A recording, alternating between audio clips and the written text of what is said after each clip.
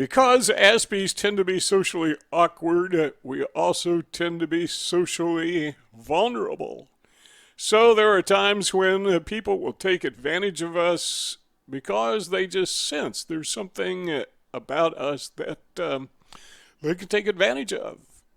Now, that particularly occurs when we say things that other people really don't need to know about. Some people, not everyone, but there are some people, psychopaths, narcissists, whatever, and there's a good number of them who will take advantage of these things. So let's go through a quick list of some of the things that we ought to just kind of either keep extremely close or just not talk about at all. But one of the things we keep very close to us is criticism of others.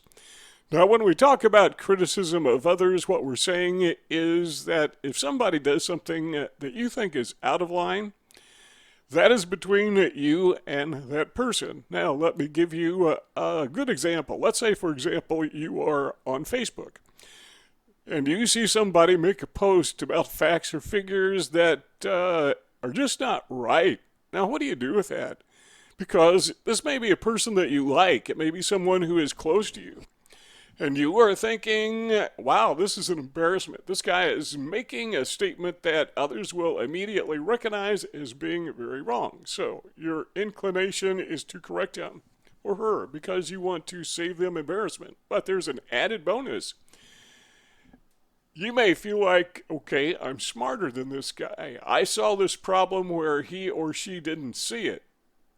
And you're thinking, no, that's not what I'm doing. But that's the way you come across. So if somebody makes a mistake on Facebook, what to do is send them a private message. That is between you and me. Don't put it out there in public. Now, with that said, let's extrapolate that and let's expand it to every circumstance, everywhere, almost always. You see somebody who has some kind of a personality mistake or error, or they have said something that is just way out of line. Don't embarrass that person in public. Keep it quiet. If you have to say something bad about somebody, best thing to do is tell them personally, or maybe just don't say anything to anybody, including that person. It depends on who it is, and it depends largely on the circumstance. But keep that quiet. Now, when we say just shut up. Don't say anything. We're not saying that you don't say anything ever, because there are some things that you need to keep extremely close, and that's what we're talking about. And when we say extremely close, folks, I got to tell you, as hard as this is for us to get a handle on, when we talk about being extremely close, that sometimes does not include close friendships. If you are an Aspie, then you understand what it's like to be betrayed by people who you thought were good friends. And it turns out they really weren't, because you're vulnerable, they recognize it, they took advantage of you, and you didn't find out till it was too late. And now you don't trust hardly anybody. Number two is details of therapy. What we're talking about here is not necessarily that if you go to a therapist, or even a physician for that matter, but if you go to a therapist, which probably is a good idea, it depends on your circumstances, the whole world doesn't need to know all the details of what you talked about. Now, when I went to a therapist, okay, am I breaking my own rule by saying, now, when I went to a therapist, no, let me explain. When I went to a therapist, the therapist gave me like a 2-page summary of what she discovered. Good thing.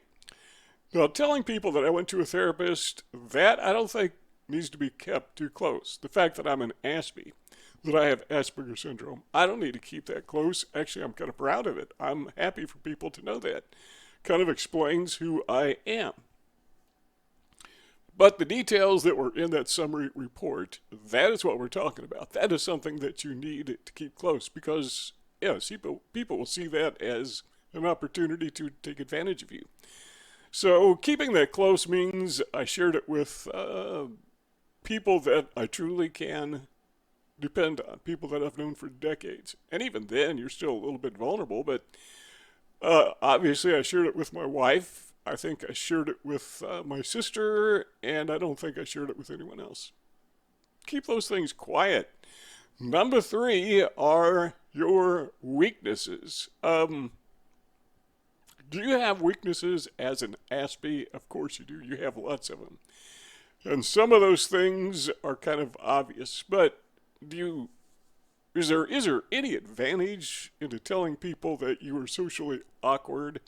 If you tell them you're an Aspie, okay, you've already told them that. But when you take the things that are difficult for you to do, those things that you find challenging in life, and you make those topics of discussion, you are exposing yourself to things that other people will use against you. Now, I know we're supposed to think of humanity or womanity. Is that a word? No, it's not. Okay, we like to think of humanity from a very positive perspective. Everybody's a good guy. Everybody wears a white hat. I wish that were true, but the fact of the matter, no, it's not. And if you put your weaknesses out there, there will be people who will take advantage of them and use them against you.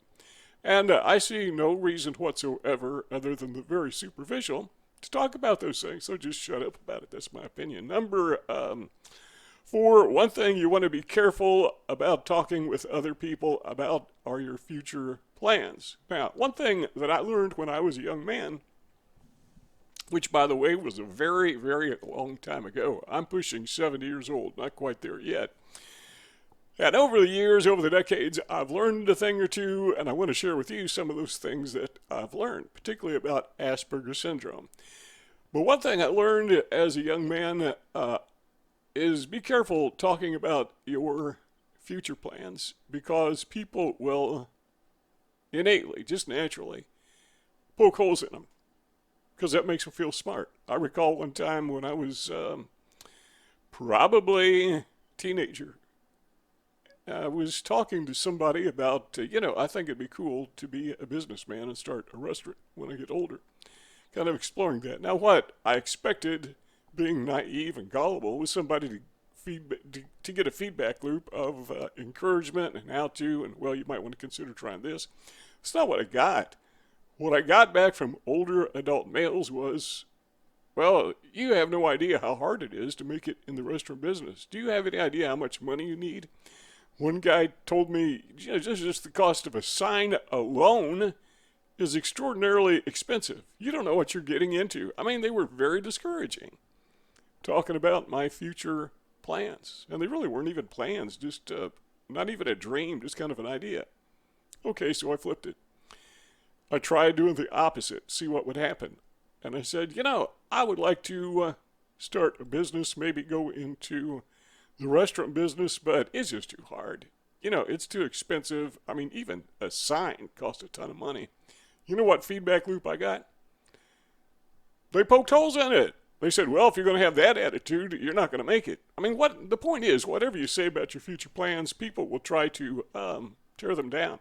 Makes them feel smart, I guess. I don't know why people do that, but I do know it's human nature. That's just the way people think. And that's the way that they respond. All right, number 5 is you might not want to talk a lot about your great accomplishments. I've had some citations in my life. I think the last citation I had was doing 50 and a 35. But that's not the type of citations we're talking about, the kind of accomplishments we're talking about. Did you achieve something when maybe you were in high school or college? Maybe you were on the dean's list? For the record, the only dean's list I was on was in college, and that was because I had too many demerits. I was on his demerit list. In fact, the dean called me in one time, told me I had enough demerits to get kicked out of college 3 times. But they weren't bad things. Most of them were like showing up late. They had a curfew when you had to be back in. The other thing they'd write me up for was I went to a religious college, and at the time they had extremely ridiculously legalistic standards for hairstyle for men. You had to wear your hair like John Dillinger. I didn't like that hairstyle, so I would get written up frequently for having long hair when it wasn't any longer than it is now. But the point of all that is you go to college, you go to high school, maybe you were the valedictorian, maybe you were very close to it, maybe you were 3rd in your class. I tell people I was 3rd in my class, but I don't tell them it was third from the bottom. Okay, that's a joke. Don't quote that. But the point is, when you do those things, you come across as aloof, which is a problem for Aspies to begin with. So maybe, unless you are in a job interview where those things apply to the job, and even then you got to be careful, because whatever you say in a job interview to a manager or an assistant manager, everyone in the workplace will know those things. Human resources departments should keep those things confidential, but they are human. The people in human resources are human, and they do what humans do. They shoot their mouths off. So I say, well, what's wrong with everybody knowing those things? I'm kind of proud of what I accomplished. Well, because what you're doing is you are triggering a jealousy response from your coworkers. And if there's something that you did that you accomplished that they cannot accomplish, they will instantly, some of them will instantly be jealous of you. Number 6, one thing you want to keep close to yourself are issues with involving personal relationships, particularly relationships involving family issues or involving your love life. We like to talk about our love life, our great accomplishments. If you love somebody, don't talk about what you do in private, because you are betraying that person.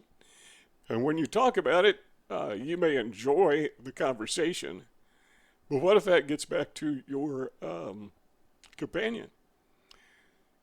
That would be very embarrassing. You may lose your love life. One of the reasons I think that Aspies sometimes struggle with personal relationships is they don't know when to keep their mouth shut. And maybe it's something innocent, but still, you don't want it to get back to your partner that you've been talking about what you do in private, because that is private. Family issues, what's the point of talking about your troubles and heartaches and disagreements with your close family? To a therapist, if you have to go to a therapist, okay, then talk about it. But if you need to talk about it, you probably ought to keep it to yourself. And I know of some guys, not too many, and some women for that matter, they don't have a problem with their spouse, people who are married, or with their significant other if they're not married yet. They don't have a problem with their companion. They have a problem with their in-laws. You know, some guy says, I didn't divorce my wife. I divorced my father-in-law, or I divorced my mother-in-law. That's because somebody is talking. Usually your partner is doing some talking to their parents. And if you talk to your parents about your family, you got to be very careful about your spouse, your significant other. Even then, I know you need a shoulder to cry on, but even then, you need to stop and consider what is going to be the outcome of this conversation. Do I really need to do this? And chances are the answer is no. You need to keep that quiet. There are exceptions to that rule. Number 7, and I think this one should be obvious, and that is keep your finances to yourself. And again, there's some people who need to know about your finances. So at the end of every year, actually the start of every year, I disclose all of our financial information to my wife. Nobody else except for my accountant. And even then, she only gets what she needs to get. There's only one person in my life that I share my financial information with. That's my wife. Nobody else needs to know that. Now, some people, you can tell them some things, like your immediate family.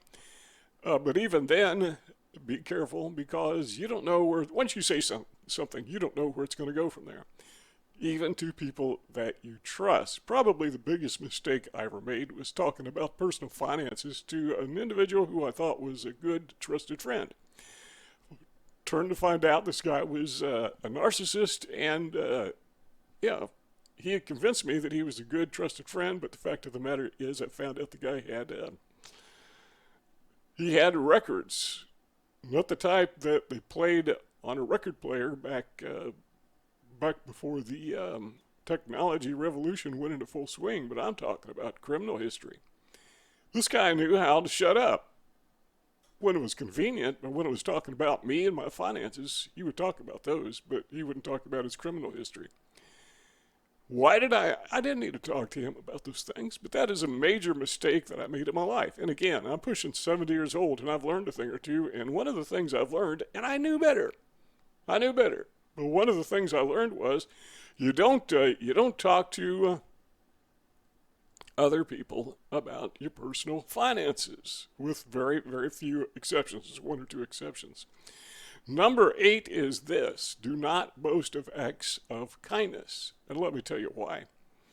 When you give something to somebody that's a gift, you get nothing in return. Nothing whatsoever.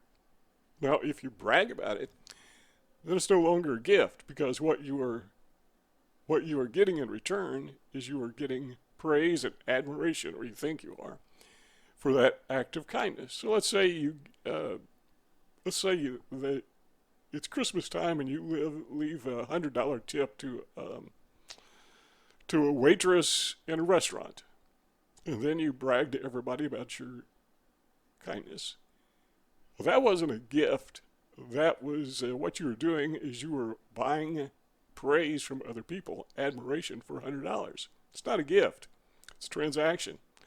So boasting of your acts of kindness is just a way to exalt yourself. And once again, we mentioned this earlier, Aspies tend to have a problem with coming across as aloof. And when you brag about how wonderful you are, these kind deeds you did, that just exasperates that perception of you, that misperception of you. And, you may not mean anything by it. You're just talking.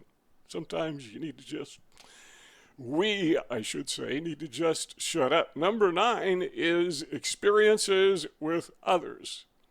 When you talk about your relationship problems that you have had with other people, now these could be friends, family, and you're talking to a friend, say for example, that you had a problem with another person, or you may be talking about this person, maybe not particularly critical, but some of the challenges that you faced when you were dealing with this person. Now, if you happen to be talking to a narcissist and you don't know it, what that person is doing is he or she, the narcissist, is keeping track of those things in their brain. It's like they have a mental filing cabinet, a database where they just log all this.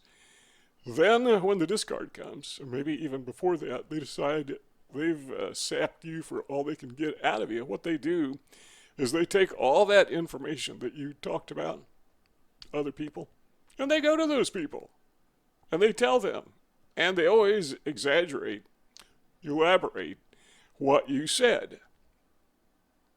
They add to it. They make it sound much worse. But the person they're talking to, this person that you talked about, even though you meant it very innocently, they remember that occurrence.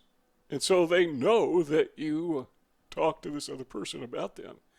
And now they believe the distorted perception, distorted presentation that this narcissist is telling them. And suddenly they don't like you anymore because they think you've been gossiping about them. Then number 10, medical conditions. Yeah, that's something that I don't think is terribly important to keep to yourself, particularly as you get older. One thing I've learned about old people, when you get in your 60s and 70s, you start having physical problems. I didn't go to the hospital till I was in my 50s, other than being born. First time I was ever in a hospital. And then there was another visit, had several problems. Because as you get older, you have those problems. And when you get with older people, you tend to talk about your problems. I guess that's okay, showing your scars to other people. It seems kind of gross, but yeah, but we do that. Talk about some of the challenges that you had. And I've even talked about some of my difficulties on this YouTube channel. For example, I have an indentation in my head here from falling off a ladder. Didn't fall on my head, but I had brain surgery. Things like that, if it serves a purpose to talk about it, I guess that's okay. But people don't need to know all the intimate details of your personal medical life. And the reason is, it's kind of boring, you know? Seriously, do you want to sit down and listen to somebody tell you all about their bumps and bruises and everything negative? Sometimes, yeah, you do want to talk about that, but by and large, that's something probably best to keep close to you. Be very careful who you talk about those things too. There are two rectangles on your screen. Let's keep the conversation going. It's up to you if you want to, or you can log off. Totally your choice. But if you want to keep the conversation going, just click on one of those links, and we'll see you all next time.